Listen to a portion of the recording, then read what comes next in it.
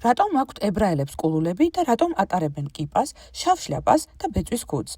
ებრაულ ტრადიციაში მამაკაცებს სხვადასხვა ტიპის ქუდები ახურავთ და თითოეულს თავისი მნიშვნელობა აქვს. მორწმუნე ებრაელი მამაკაცების უმრავლესობას ყოველდღიურად ახურავს კიპა. პატარა ქუდი, ეს ყველაზე გავრცელებული ქუდია, რომელსაც ზოგი ყოველდღე ატარებს, ზოგი სინაგოგაში ან დღესასწაულებზე. ჰარედი, იგივე ყველაზე მორწმუნე ებრაელთა ჯგუფი, ხშირად ატარებენ შავ ქუდებს, შლაპებს, ხოლო ჰასიდები, რომელიც ჰარედის განშტოებაა, შაბათსა და დღესასწაულებზე იხურავენ ბეწვის ქუდს, შტრეიმელს. შტრეიმელი ცხოველის კუდებისგან მზადდება და მისი ფასი დაახლოებით $800-დან $800-მდე მერყეობს.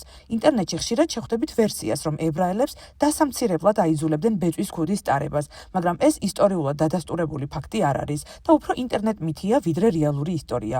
ისტორიკოსები მის წარმოშობას აღმოსავლეთ ევროპულ ბეწვის ქუდების ტრადიციას უკავშირებენ. კიდევ ერთი მნიშვნელოვანი სიმბოლოა პეიოტი. ყულულების აფეთქლებთან. პეიოტის გაზრდა იწყება ბიჭის 3 წლის ასაკიდან და გრძელდება მთელი ცხოვრება. ყულულების შეჭრა არ შეიძლება. თორაში წერია: არ დაამრგვალო თავის კუთხე და არ გააფუჭო წვერის კუთხე. სხვადასხვა რელიგიურ ჯგუფში ყულულები სხვადასხვა სიგრძისა და ფორმისაა. ქალების შემთხვევაში მორწმუნე ებრაელი ქალები ქორწინების შემდეგ თმას ფარავენ მოგრძალების წესის, ცნიუსის გამო. ზოგი შარფით, ზოგი კი პარიკით, რომელსაც შეიტელი ეწოდება. ალბათ შეგიმჩნევიათ პატარა შავი ტყავის ყუთები, რომლებიც მორწმუნე ებრაელს შუბლზე და მკლავზე უკეთია. ეს ტეფილინია. მამაკაცები მას დილის ლოცვის დროს იკეთებენ.